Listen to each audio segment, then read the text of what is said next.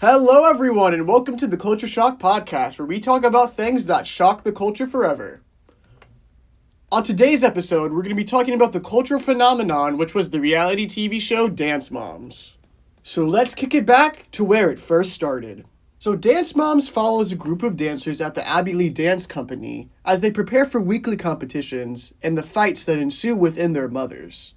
But things like competition dance and Abbey Lee Miller are not new concepts in the dance world. Some of these date back to 1890s, where the first dance competition ever was constructed. It was very different from what it is now, where now it's more of a dance, individual, artistic, contemporary ballet. Back then it was more just catwalking and ballroom type styles. And as this progressed, there became studios that were specifically constructed for young girls and young men to learn how to dance for competition style. And in the future, maybe have hopes of becoming a professional dancer, something like being in a music video, being on Broadway, something bigger than just dancing on my local studio. But these competitions served as hobbies and prereqs for auditions in the dance industry. Which fast forwards us to the early 1980s, 1980 to be exact, where the then 14-year-old Abbey Lee Miller then opens up her own dance company to teach young girls how to dance. After viewing her talents less of being on the dance floor and more being able to teach her friends and peers around her, she decided, hey, I can teach a bunch of children how to dance. Then she opens up the Abbey Lee Dance Company. And it's a success. It's a big hit. She's able to put several students onto Broadway, into the professional industry. It's really working out where she can be a really big teacher and have her school come more world-renowned. If you were in the dance community at the time, you knew Abbey Lee Miller and you knew her studio, the Abbey Lee Dance Company. I did not know her, and the common people did not know her at this time. But apparently at the time, there was reports of going to dance conventions and people wanted to go up and meet her. Like, she was a big deal even in the 80s and 90s when she was first starting because of how successful she was able to make her dancers. Then an opportunity rises that will change Abbey Lee Miller and the dance world forever.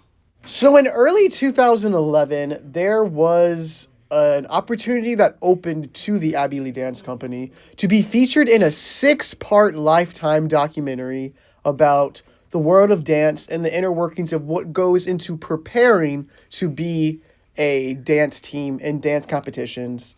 So Abbey Lee Miller was one of the first people that was contacted. They auditioned a group of girls and they got on the show. But it was just supposed to be a 6-episode dance documentary called Just Dance. But around this time was also the time that reality TV show was in its big boom. They had things like Real Housewives of LA. They had shows like The Jersey Shore. So reality TV shows were what was really being successful on the air and being successful to catapult people's careers to the next level. So as the film crew got to the dance company and started to really meet the moms and daughters to cast the show and really figured out what was really going on behind the scenes and how the moms were really involved in the situation and Abbey Lee Miller's real teaching tactics, they thought this would be more suited instead of a docu-series to be a reality TV show. Then the TV show Dance Moms was pitched and then created. Instead of being a documentary about the dance world, the show became a reality TV show about how the moms try to influence the dance teacher and the daughters to try to push their career further, and how their toxic dance teacher, Abbey Lee Miller, uses questionable teaching tactics to push these children farther, to the brink that children should not be going. And people were obsessed with this concept. This show was so big that it became a culture shock across America, so much that every single cast member on this show became a huge celebrity in their own right. The original cast consisted of 6 girls and 4 moms. And that cast changed over time, but the main focus was on these original 6 cast members, these original girls, and their moms, with the way of the dynamic between each other. It was no longer about the dancing. Yes, dancing was featured on the show and was a heavy part of the show, but it was a lot less about the dancing, more about the fighting and the drama. It became more a vehicle of drama than a vehicle for these little girls to become successful dancers. Because it was originally how I was talking about earlier, how it was marketed as this dance documentary, and it was only supposed to be 6 episodes, Well, after the first episode was filmed, they cornered the dance teacher, Abby Lee Miller, in a corner and said to her, hey, can make you super famous, make you a super big star. So it turned from being 6 episodes, turned into 6 seasons and a contract that they were locked in and couldn't get out of. And this idea of being locked in the contract comes heavily as the show continues. There's been a bunch of instances that I will bring up later that would not happen if they were not locked in this contract. And this contract is one of the most intense contracts I have ever seen. It has things like you have to get legal team to leave, which is not unheard of that you have to have a legal team to break a contract, but the contract was like the dancers could not lose or gain 10 to 15 pounds. The moms could not take their daughters out of dance class to go to family events. There was reports of one girl missing her own grandma's funeral because she couldn't leave the TV show. Like, they were locked into full-time jobs as young as the age of 6. But that wasn't even the worst part of this contract. One of the biggest things was no matter how big of abuse taken from your dance teacher, Abby Lee Miller, you cannot leave this contract. And you may be asking, what type of abuse was inhaled? It was just dance class, right? No. This teacher, Abby Lee Miller, was famous for her hard teaching tactics, but they weren't even teaching tactics. A lot of it was public humiliation. A lot of it was almost physical abuse, pinning little girls against each other, psychological events, almost inappropriate romantic and obsession relationships with these little girls. And that is a big plot point in this show, and everybody just kind of watched it happen. Like, I can remember watching this when it first came out as a child and thinking, oh, some of this is okay. And then looking back on it now as a 21-year-old adult, looking back on some of the things that those children went through were awful. And I'm going to recount some of them. But before we go on, just like a fair little warning, some of this gets pretty dark. One of the more viral parts of this show, and part of the show that was featured in every single episode, was she would rank these girls on a pyramid system. And it wasn't like a metaphorical pyramid. Like, she would physically put these children in a totem pole style pyramid on a board and ranking their flaws from best to worst. And some of the flaws were dance things, like their dance technique and how one girl can convey emotion. One girl's a better ballerina. But the majority of the time, it was more personal flaws that the girls could not change. And this is where some of the first accounts of abusive behavior started on the show. Because it wasn't things like, oh, this girl can spin more than you or this girl's more flexible. It got to the point where they had one dancer who was a little bit heavier than the rest of the girls. And a lot of her flaws were about how she wasn't beautiful like the other girls and how they had to hide how fat she was. There was other times where they had one dancer who was black, all the other dancers were white, and she would pick apart her race a lot. But another thing that would go on a lot, besides the physical flaws of the girls, where they would take out the rage that Abby Lee Miller had on their parents and put it onto the little girls and affect their stance on the pyramid.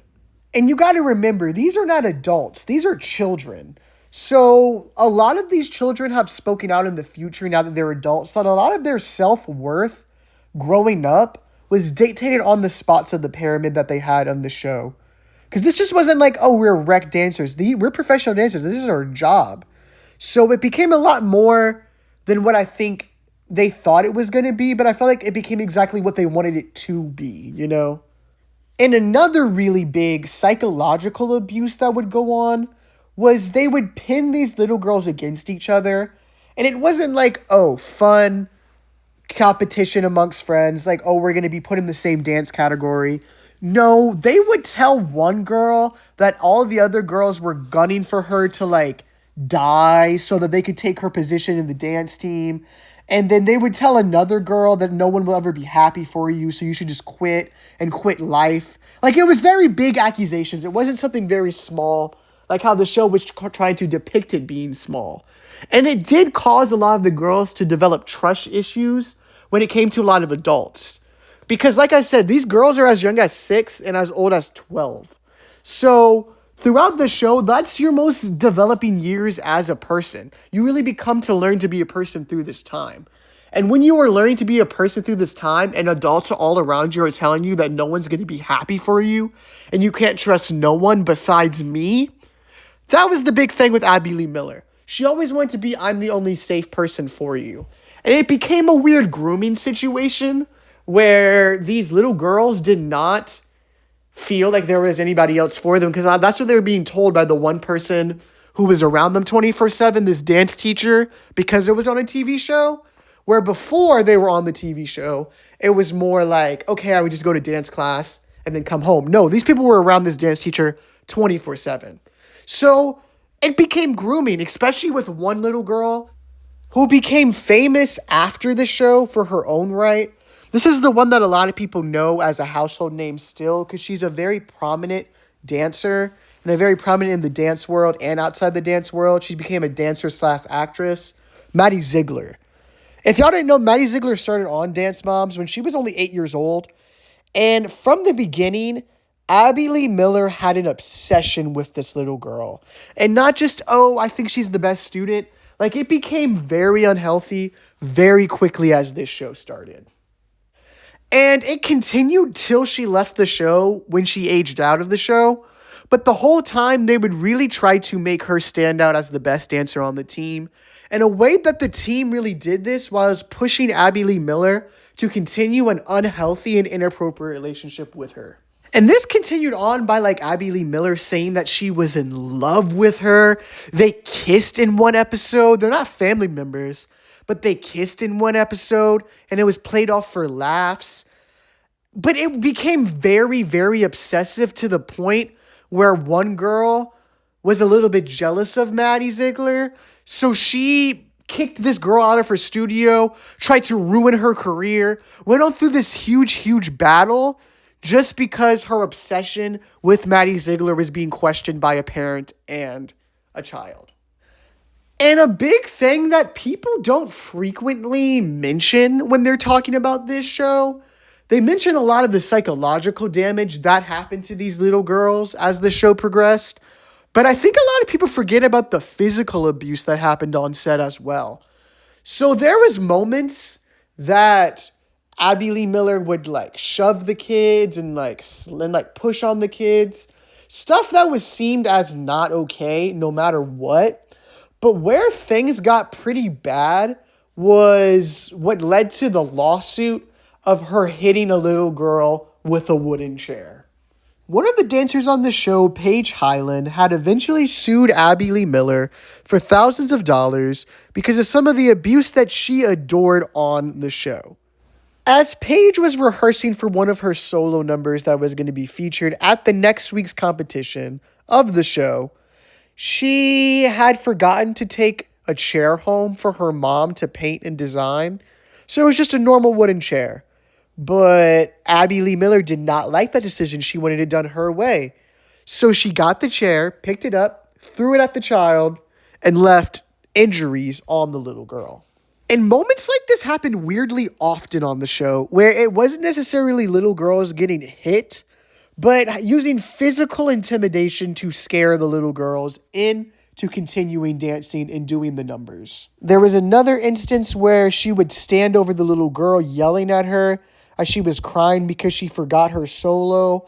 There was just a lot of instances, especially with the dancers that she did not favor herself, where it was just very physically intimidating and was not an environment that was safe and an environment that you wanted your children in.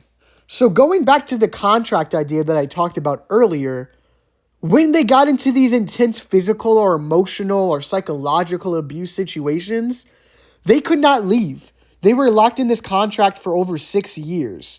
And some people left and ended up getting sued by the production company for lots of money.